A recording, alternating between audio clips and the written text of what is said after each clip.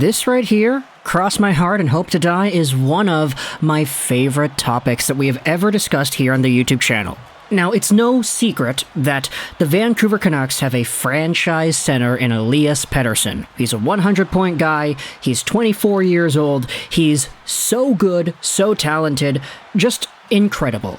But if you've been a fan of hockey ever since the 2017 days or beyond, you probably remember that when Elias Pettersson was drafted in the 5th overall spot in the 2017 draft, the pick itself wasn't really seen by Vancouver Canucks fans as a huge win.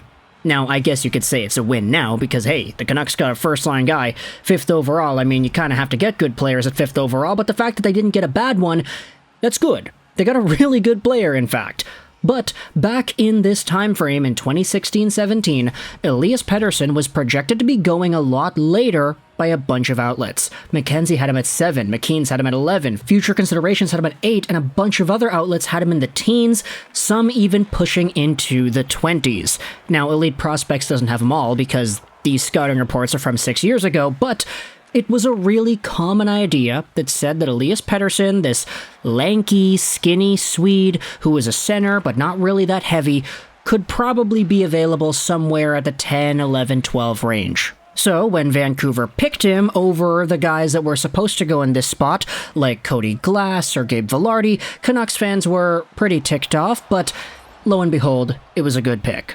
Now, we have made videos about this similar topic in the past, talking about how the Vancouver Canucks might have actually had Elias Pettersson as 1st overall on their board, despite drafting him at the 5th overall spot, and despite him projecting to going a lot later in the draft. But we also made another video, 3 years ago in fact, talking about how there were apparently 2 other teams that also had Pettersson as the 1st overall guy. One was the Detroit Red Wings, who were drafting in the 9th overall spot, and the New York Rangers, who had themselves a pick at 7th overall. Now, I want you to look at the picks for a second here before we continue with our conversation. You could see that Vancouver took Pettersson at 5, you have Vegas Cody Glass 6, Elias Anderson New York 7, Casey Mittelstadt Buffalo at 8. The following sentence is something we've already made multiple videos about, but just in case you hadn't seen those videos, I'm going to summarize it all right here. The Vancouver Canucks actually wanted to move down to 8th overall to draft Elias Pettersson with the Buffalo Sabres because they felt that Pettersson would still be available. This sentiment changed, however, on the date of the draft, because the 7th overall pick actually used to belong to the Arizona Coyotes, but the Coyotes traded this pick away to the New York Rangers in the Derek Stepan-Tony DeAngelo trade. The Rangers were the wild card, and Jim Benning was caught on video saying that, hey, their plans to move down to 8, we can't really do them anymore because we don't know if the Rangers would want to take Pettersson.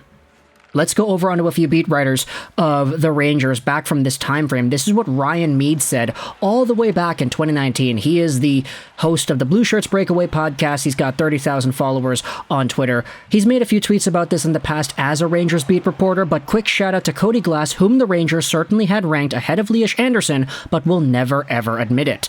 I still believe they wanted to trade up to take Pettersson and Glass, and Elias Anderson was 3rd overall on their board for them. You had yourselves another tweet here made by Adam Herman. He does stuff on Bleacher Report. He also was a former Rangers beat reporter. Another anecdote. Last year in 2017, 1 pick before the Rangers, the Vancouver Canucks drafted the player the Rangers had at the top of their list at the time, Elias Pettersson. The sentiment back then was that the Rangers wanted Petey, and they wanted to trade up to get him because they thought he'd be available somewhere at 7. But because the Canucks were also high on Petey, they took him at 5th overall, they didn't trade down. The Rangers, having already traded up in this position, ended up taking Elias Anderson, who was another Swedish center that was seen more so as the consolation prize because the guys they really wanted, Pettersson and Glass, were already gone. This video has gone through a pretty long intro, but I wanted to ask the question here today, what if their plan worked? What if the New York Rangers went out there and drafted Elias Pettersson in the 7th overall spot? Let's say Vancouver does not take Petey, they take somebody else, or Vancouver actually trades down with Buffalo at 8th overall, thinking that Petey would be there, only for the Rangers to say, nope, sorry fam, he is ours. This is more so of a thought experiment rather than anything else, but I wanted to just kind of explore what makes Elias Pettersson so good and how this could have impacted the Rangers. First things first, if the Rangers draft Pettersson instead of Anderson, you most likely don't end up with this 2017 bust story repeating itself over and over again. We'd been talking this entire time, 2017 Elias Anderson, 2018 Vitaly Kravtsov, 2019 Kaapo Kakko, 2020 Alexis Lafreniere. What is with it with the Rangers and their inability to develop forward prospects? Elias Anderson definitely did not have the same resume in the SHL as Elias Pettersson did. In their Draft Plus One seasons, Elias Anderson was okay. I mean, he bounced up and down in the Hartford Wolfpack system, and he actually played with the regular Rangers. Elias Pettersson, after being drafted, ended up becoming the best rookie the SHL has ever seen, and he was the best player in that league too, at just 18 years old. He was so good, and if you had a prospect like that in the Rangers system, rather than what you got with Anderson, you probably would not have had all the growth woes, conditioning woes, and problems with his development that you had with Elias Anderson had Pettersson been there instead, because Pettersson did a boatload of developing in the SHL just 1 year before making his NHL debut. Pettersson then won the Calder the next season. He had 66 points in 71 games played as a rookie, near 30 goals, and the rest is history. He's now a 100-point caliber guy.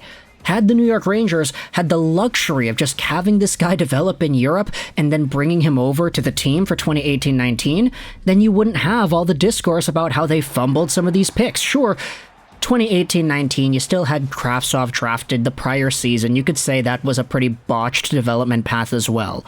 But if in 2018-19, the Elias Pettersson show comes to Broadway, you have yourselves a season wherein, of course, you don't win Kaapo Kakko in the second overall lottery, but what you have instead is a center core of Mika Zibanejad, Elias Pettersson, and Kevin Hayes. Add in Ryan Strome, and all of a sudden you have a boatload of conversations as to where things could go. Not to mention you have Philip Cheadle too, whom you also drafted in that 2017 crop of players, so there definitely is a really great movement of centers, young forwards, and guys to dominate the middle in New York. Now, does Elias Pettersson get the right opportunities if he comes over to the Rangers? Who really knows? I'm more inclined to believe yes, because the Rangers back in this time frame weren't really the best team in the world. It's not like he was going onto a super stacked squad. I mean, head over to the 2018-19 NHL standings, and you'll see that the New York Rangers finished poor enough that they did finish second overall in the draft lottery phase in general. The Rangers were second last in the Metro, so it's not necessarily like they were fighting for much anyway. If you had Elias Pettersson on your team, a guy who was the best player in Sweden, at 18, 19 years old, deciding to come over and all of a sudden giving you the keys to the car, there's no reason for the Rangers to have botched this development. There's no, okay, well, we're going to give you slow minutes, we're going to give you middle to bottom 6 minutes and see how you do in a checking role, like with Elias Anderson, like with Vitaly Kravtsov, to an extent like Kaapo Kakko. We're not going to give you the minutes you deserve. Because for Pettersson, it's like, yeah, you don't need to get this guy to prove anything. He's already dominated everywhere else he's gone. And if you gave him a small stage, let's say in the preseason, he would go out there and show off to everybody just the elusiveness, the two-way responsibility, how eager he is to make offense happen, and how skilled he is at doing so. There's no reason the Rangers would have found to develop this guy improperly. Pettersson, I feel, was destined to be a superstar, based off of how he is, based off of the way he was developed in Sweden, and based off of everything we knew about him before he even stepped foot onto North American ice. He was going to be a stud.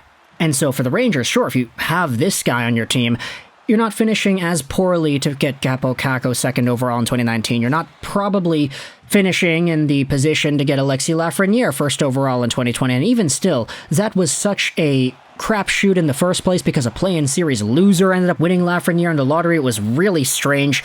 Who knows where things would be a few years down the line, but I'm going to say this. If you had Pettersson and Panarin on the same team, not to mention Patrick Kane, I mean, the NHL might have been doomed from the start if everything went the way it had. Elias Pettersson would be having a lot of similarities in his teammates, too. Adam Fox and Quinn Hughes, very good puck-moving defensemen, offensively capable guys. Chris Kreider kind of reminds me a little bit of JT Miller, but I do think Miller is a bit more of a force wrecking ball type player.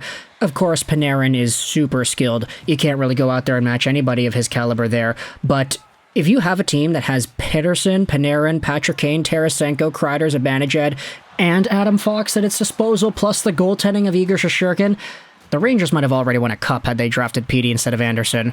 I'm sorry to say it. But let me know your thoughts in the comment section below. How do you feel about this entire conversation here? Pettersson, the Rangers, they had him at first overall, reportedly. They wanted him. They didn't get him. What if everything went according to plan? Let me know your thoughts in the comment section below. I hope you enjoyed this video. And bye.